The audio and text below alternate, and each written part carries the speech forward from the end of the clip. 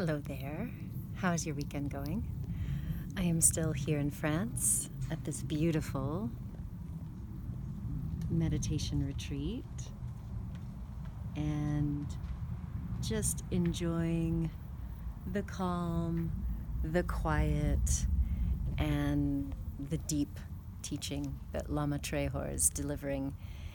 And he shared this story about perseverance and how oftentimes we can be so focused on obtaining a goal that causes our regard to be outward focused, looking to whether that's attaining something in our personal life, relationships, business, finances, even with healing. Sometimes we go looking outside of ourselves. And sometimes when there are obstacles on our path or there's something difficult to overcome, while it's tempting to look at the outside to, fight or move or, seek answers and help, many times we neglect to go within, or we don't stick with it long enough.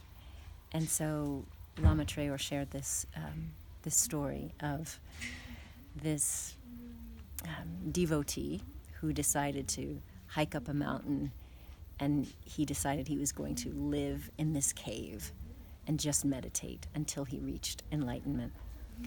And he went up and left family behind and stayed there for many years and was not enlightened. And he got to the point of feeling really frustrated. He was waiting for some miraculous experience. So he started on foot to go down the mountain. And he encountered this man who was carving metal. And he stopped and asked him, "What are you doing?" And he says, this big, huge piece of metal. And he said, "Oh, I'm going to carve this into a needle." And the practitioner was like, "Whoa, that's going to take a long time. You've got to be really dedicated. Wow." And he had this little realization, maybe I haven't even tried hard enough or long enough. So he went back up the mountain to his cave and continued his meditation until once again he got to a point where he was frustrated, demoralized, and said, "Okay, I give up." Came down the mountain and encountered this man who was kind of doing this shaving on the side of his house. And the practitioner looked at him and said, "What exactly are you doing there?" And he said, "Oh, well, I'm trying to capture as much of the sun and reflect it so that we can generate more heat and warmth." And the man just the practitioner looked and thought, "Wow, you got to be really dedicated to that." And again, he had this realization, maybe I haven't tried long enough or hard enough. I haven't been dedicated enough. So he went back up the mountain to his meditation cave. And once again, he got frustrated. And once again, he decides, okay, I'm done with this. I'm really done with this. And he's decided to come down the mountain. And as he was coming down, he encountered this dog. And this dog looked pitiful, weak, scrawny, and sick. And though he didn't have much, the practitioner, spiritual guy, took in his cupped hand and gave some water to this little mangy dog. And as this dog kind of lifted its weak head and started to lap up the water, he had this realization of true compassion and true service, and at once achieved a state of enlightenment. And so it's sort of the inverse of what I started this video with. We are often looking outside, whereas this practitioner went up to the cave, and in his thought process, he thought he was going inside to find this enlightenment. And in his case, he actually found it by going outside and seeing how everyday life and everyday suffering could lead to his own awakening.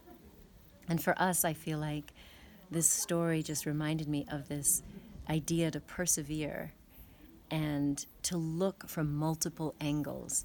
Often we look for a hero to save us, a medicine to save us, at that new job, that new whatever. And sometimes we have to go within to recognize that everything we need for our salvation, everything that we need for our healing is within us. And sometimes it's by being persistent, by persevering to go within and find out, what are these outer circumstances of my life or the physical things that I'm dealing with? What's the real message behind them? What's their real cause?